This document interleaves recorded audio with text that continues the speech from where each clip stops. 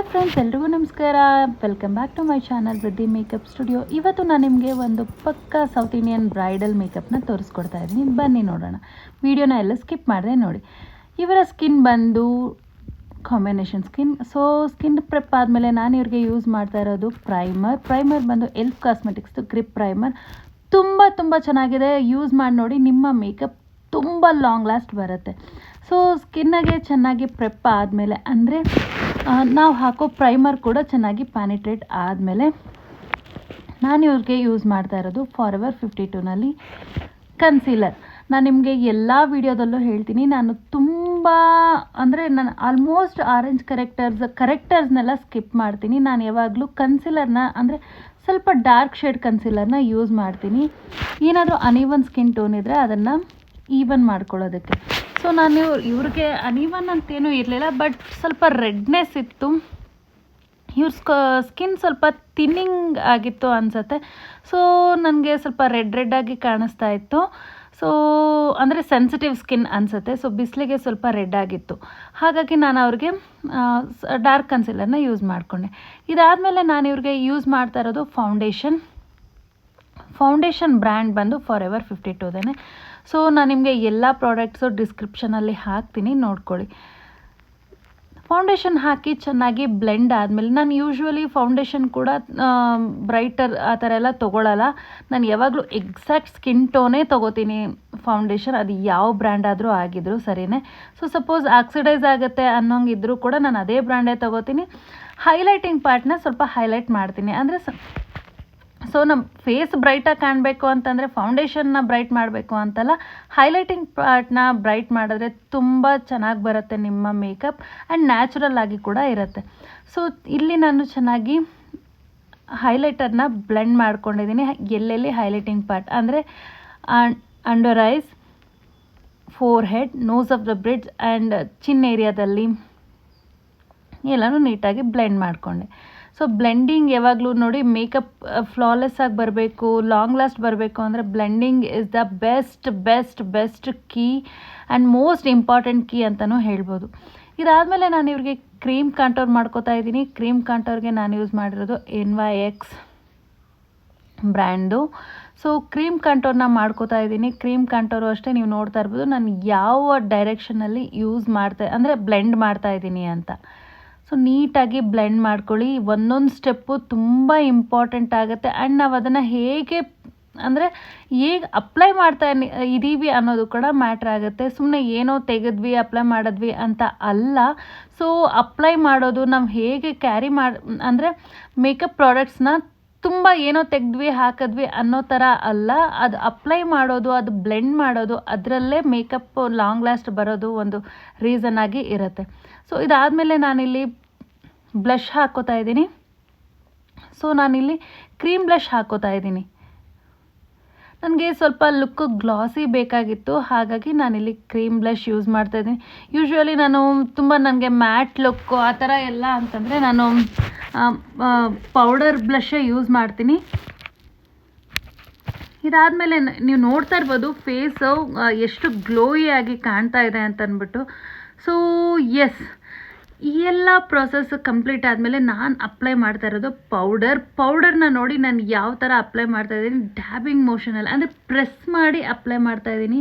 So ಯಾವಾಗಲೂ ಅಷ್ಟೇ ಪೌಡರ್ನ ಸುಮ್ಮನೆ ಹಾಗೆ ಅಪ್ಲೈ ಮಾಡೋದಕ್ಕೂ ಈ ಮೆಥಡಲ್ಲಿ ಅಪ್ಲೈ ಮಾಡೋದಕ್ಕೂ ತುಂಬ ಡಿಫ್ರೆನ್ಸ್ ಇರುತ್ತೆ. ಆ್ಯಂಡ್ ತುಂಬ ಯೂಸ್ಫುಲ್ ಕೂಡ. ಈ ಮೆಥಡಲ್ಲಿ ಅಪ್ಲೈ ಮಾಡೋದ್ರಿಂದ ನಿಮ್ಮ ಮೇಕಪ್ ಲಾಕ್ ಆಗುತ್ತೆ. ಸೀರಿಯಸ್ಲಿ ಇವಾಗ ತೋರಿಸ್ತಾರಲ್ವ, ಪಿಂಚ್ ಮಾಡಿ, ಡ್ರ್ಯಾಗ್ ಮಾಡಿ ಆ ಥರ ಎಲ್ಲ. ಸೊ ಇದು ಕೂಡ ತುಂಬ ಯೂಸ್ಫುಲ್ ಟಿಪ್ಪು ನಿಮಗೆ. ಪೌಡರ್ನ ಯಾವಾಗಲೂ ಪ್ರೆಸ್ಸಿಂಗ್ ಮೋಷನಲ್ಲಿ ಅಪ್ಲೈ ಮಾಡಬೇಕು. ಆ್ಯಂಡ್ ಬ್ರಷ್ ಯೂಸ್ ಮಾಡೋದಕ್ಕಿಂತ ಪಫನ್ನು ಯೂಸ್ ಮಾಡಿ. ಸೀರಿಯಸ್ಲಿ ಗೈಸ್, ನಿಮ್ಮ ಮೇಕಪ್ 100% ಲಾಂಗ್ ಲಾಸ್ಟ್ ಬರುತ್ತೆ. ಸೊ ಫೇಸ್ಗೆ ಬೇಸ್ ಎಲ್ಲ ಕಂಪ್ಲೀಟ್ ಆಯಿತು. ನಾನು ಅಂಡರ್ ಐಯಲ್ಲಿ ಪೌಡರನ್ನು ಸ್ವಲ್ಪ ಜಾಸ್ತಿ ಹಾಕ್ಕೊಂಡಿದ್ದೀನಿ. ಯಾಕೆ ಅಂತಂದರೆ ನಾನಿಲ್ಲಿ ಐ ಮೇಕಪ್ ಮಾಡ್ತಾಯಿದ್ದೀನಿ. ಸೊ ಐ ಮೇಕಪ್ ಮಾಡೋವಾಗ ಸಪೋಸ್ ಐ ಶ್ಯಾಡೋ ಕೆಳಗಡೆ ಬಿದ್ದರೆ, ಇವಾಗ ಬೇರೆ ಕಲರ್ ಆದರೂ ಪರವಾಗಿಲ್ಲ, ಸಮ್ಟೈಮ್ಸ್ ಬ್ಲ್ಯಾಕ್ ಶ್ಯಾಡೋಸ್ ಕೆಳಗಡೆ ಅಂದರೆ ಕಣ್ಣತ್ರ ಬೇಸ್ ಮೇಲೆ ಬಿದ್ದರೆ ಅದು ಹಾಗೆ ಉಳ್ಕೊಳ್ಳೋ ಚಾನ್ಸಸ್ ಇರುತ್ತೆ. ಸೊ ಹಾಗಾಗಿ ಚೆನ್ನಾಗಿ ಪೌಡರ್ನ ಅಪ್ಲೈ ಮಾಡಿಕೊಂಡು ಅದಾದಮೇಲೆ ನಾನು ಐ ವರ್ಕನ್ನು ಸ್ಟಾರ್ಟ್ ಮಾಡ್ತಾಯಿದ್ದೀನಿ. ಸೊ ಐ ಶ್ಯಾಡೋಗೆ ನಾನಿಲ್ಲಿ ಒಂದು ಮೆಜೆಂಟಾ ಶೇಡನ್ನು ಯೂಸ್ ಮಾಡ್ತಾಯಿದ್ದೀನಿ. ಇವರ ಕಾಸ್ಟ್ಯೂಮ್ ಬಂದು ಕ್ರೀಮ್ ವಿತ್ ಮೆಜೆಂಟಾ ಇರುತ್ತೆ. ಸೊ ಹಾಗಾಗಿ ಒಂದು ಪಕ್ಕಾ bridal, south Indian bridal look ಆಗಿರೋದ್ರಿಂದ ನಾನಿಲ್ಲಿ ಮೆಜೆಂಟಾ ಶೇಡನ್ನು ಅಪ್ಲೈ ಮಾಡ್ತಾಯಿದ್ದೀನಿ. ಸೊ ಇದಾದಮೇಲೆ ನಾನು ಬ್ರೌನ್ ಅಂದರೆ ಲೈಟ್ ಬ್ರೌನ್ ಶೇಡನ್ನು ತೊಗೊಂಡು ಕ್ರೀಸ್ ಏರಿಯಾದಲ್ಲಿ ಅಂದರೆ ಬ್ಲೆಂಡ್ ಮಾಡ್ಕೋತಾ ಇದ್ದೀನಿ ನೀಟಾಗಿ. ನೀವು ನೋಡ್ಬೋದು ನನಗೆ ಅಂದರೆ ತುಂಬ ಡಾರ್ಕ್ ಆಯಿತು ಅನ್ನಿಸ್ತು. ಸೊ ಹಾಗಾಗಿ ನಾನಿಲ್ಲಿ ನೀಟಾಗಿ ಬ್ಲೆಂಡ್ ಮಾಡ್ಕೋತಾ ಇದ್ದೀನಿ.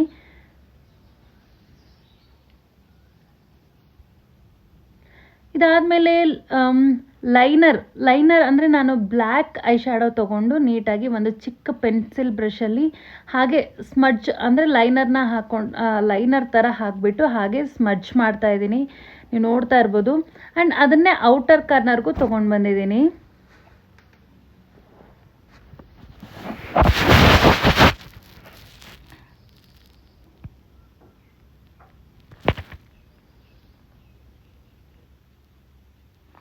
ಇದೆಲ್ಲ ನೀಟಾಗಿ ಬ್ಲೆಂಡ್ ಆದಮೇಲೆ ನಾನಿಲ್ಲಿ ಒಂದು ಫಾರೆವರ್ 52 ಇಂದ ಒಂದು ಗೋಲ್ಡನ್ ಐ ಶ್ಯಾಡೋ ತೊಗೊಂಡು ಇನ್ನರ್ ಕಾರ್ನರಿಂದ ಮಿಡಲ್ ಆಫ್ ದ ಐ ಅಂದರೆ ಐಬಾಲ್ವರೆಗೂ ಕೂಡ ಅಪ್ಲೈ ಮಾಡ್ತಾಯಿದ್ದೀನಿ ಒಂದು ಫ್ಲ್ಯಾಟ್ ಬ್ರಷಲ್ಲಿ.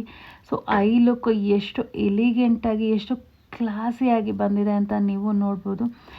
ಎಲ್ಲನೂ ಅಷ್ಟೇ ಮೇಕಪ್ಪಲ್ಲಿ creativity is a more important. ಏನು ಯಾರೋ ಮಾಡ್ತಾರೆ ಅದನ್ನೇ ಕಾಪಿ ಮಾಡೋದಲ್ಲ, ನಮ್ಮದೇ ಕ್ರಿಯೇಟಿವಿಟಿ ಇರಬೇಕು.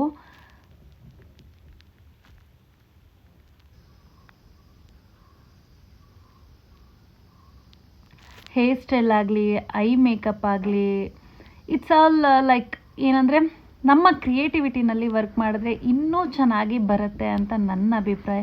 ಸೊ ಐ ಮೇಕಪ್ ಮುಗಿದ್ಮೇಲೆ ನಾನಿಲ್ಲಿ ಎಕ್ಸ್ಟ್ರಾ ಪೌಡರ್ನ ಡಸ್ಟ್ ಆಫ್ ಮಾಡ್ಕೋತಾ ಇದ್ದೀನಿ. ಏಕೆಂದರೆ ತುಂಬ ಪೌಡರ್ ಆಗಿದ್ದರೆ ನೋಡೋದಕ್ಕೂ ಆಡಾಗಿರುತ್ತೆ. ಸೊ ಎಕ್ಸ್ಟ್ರಾ ಪೌಡರ್ಸ್ನೆಲ್ಲ ಡಸ್ಟ್ ಆಫ್ ಮಾಡ್ಕೋತಾ ಇದ್ದೀನಿ. ಅದಾದಮೇಲೆ ನಾನು ಲೈನರ್ ಅಪ್ಲೈ ಮಾಡ್ತಾಯಿದ್ದೀನಿ. ಲೈನರ್ಗೆ ನಾನು ಯೂಸ್ ಮಾಡಿದ್ದು ಬಂದು ಇಂಗ್ಲಾರ್ಡ್ದು ಜೆಲ್ ಐಲೈನರ್. ಸೊ ಇದನ್ನು ನೀಟಾಗಿ ಐಲೈನರ್ ಮಾಡಿಕೊಂಡು ಕಾಜಲ್ನೂ ಅಷ್ಟೇ ನಾನು ಇಂಗ್ಲಾಟ ಜೆಲ್ ಐಲೈನರ್ನೇ ಕಾಜಲ್ಲಾಗಿ ಕೂಡ ಯೂಸ್ ಮಾಡ್ತಾಯಿದ್ದೀನಿ. ಕಾಜಲ್ನ ನಾನು ಯಾವಾಗಲೂ ಒಂದು ಸ್ಮಾಲ್ ಬ್ರಷ್ ತೊಗೊಂಡು ಬ್ಯಾಕ್ ಆಫ್ ದ ಬ್ರಷಲ್ಲಿ ಅಂದರೆ ಅದರಲ್ಲೇ ಅಪ್ಲೈ ಮಾಡೋದು. ತುಂಬ ರೇರು ನಾನು ಕಾಜಲ್ ಪೆನ್ಸಿಲೆಲ್ಲ ಯೂಸ್ ಮಾಡೋದು. ಇದಾದಮೇಲೆ ನಾನು ಮೇಲೆ ಅಪ್ಲೈ ಮಾಡಿದಂಥ ಐ ಶ್ಯಾಡೋನೇ ಕೆಳಗೆ ಅಂದರೆ ವಾಟರ್ ಲೈನ್ ಕೆಳಗಡೆ ಅಪ್ಲೈ ಮಾಡ್ಕೋತಾ ಇದ್ದೀನಿ, ಅಂದರೆ ಸ್ಮಡ್ಜ್ ಮಾಡ್ಕೋತಾ ಇದ್ದೀನಿ. ಈ ಥರ ಮಾಡೋದ್ರಿಂದ ಏನಾಗುತ್ತೆ, ನಿಮ್ಮ ಕಾಜಲ್ ಕೂಡ ಲಾಂಗ್ ಲಾಸ್ಟ್ ಬರುತ್ತೆ ಆ್ಯಂಡ್ ಐಸ್ ಕೂಡ ತುಂಬ ತುಂಬ ತುಂಬ ತುಂಬ ಚೆನ್ನಾಗಿ ಕಾಣುತ್ತೆ, ಎಲಿಗೆಂಟಾಗಿ ಇರುತ್ತೆ. ಸೊ ಬೇಸ್ ಎಲ್ಲ ಕಂಪ್ಲೀಟ್ ಆಯಿತು. ನಾನು ಇವ್ರಿಗೆ ಐಬ್ರೋ ಮಾಡೋಷ್ಟು ಏನೂ ಇಲ್ಲ. ಇವ್ರ ಐಬ್ರೋಸ್ ಅಂತೂ ತುಂಬ ತಿಕ್ಕಾಗಿತ್ತು. ನಾನು ಜಸ್ಟ್ ಔಟರ್ ಲೈನ್ ಮಾತ್ರ ಮಾಡ್ತಾಯಿದ್ದೀನಿ, ಏಕೆಂದರೆ ಈ ಫಿಲ್ಲೆಲ್ಲ ಮಾಡೋ ಅಷ್ಟೆಲ್ಲ ಇಲ್ಲ. ತುಂಬ ತಿಕ್ಕಾಗಿತ್ತು. ಯಾರಾದರೂ ನೋಡಿದ್ರೆ ತುಂಬ ಜಾಸ್ತಿ ಐಬ್ರೋ ಮಾಡಿಬಿಟ್ಟಿದ್ದಾರೆ ಅನ್ನೋ ಥರನೇ ಇತ್ತು ಇವ್ರ ಐಬ್ರೋ. ಸೊ ನಾನು ಐಬ್ರೋ ಏನೂ ಮಾಡೇ ಇಲ್ಲ, ಜಸ್ಟ್ ಲೈನ್ ಮಾತ್ರ, ಅಂದರೆ ಒಂದು ಈವನ್ ಲೈನ್ ಥರ ಕಾಣಲಿ ಅಂತ ಒಂದು ಲೈನ್ ಮಾತ್ರ, ಅಂದರೆ ಔಟರ್ ಲೈನ್ ಇನ್ನರ್ ಲೈನ್ ಆ ಥರ ಹಾಕ್ಕೊಂಡಿದ್ದೀನಿ ಅಷ್ಟೇ. ಇದಾದಮೇಲೆ ನಾನು ಹೈಲೈಟರ್ ಹಾಕ್ತಾಯಿದ್ದೀನಿ, ಪೌಡರ್ ಹೈಲೈಟರ್. ಯೂಶ್ವಲಿ ನಾನು ನಿಮಗೆ ಹೇಳ್ದಾಗೆ ನಾನು ಬ್ರಷಲ್ಲಿ ಅಪ್ಲೈ ಮಾಡೋದು ತುಂಬ ಕಮ್ಮಿ.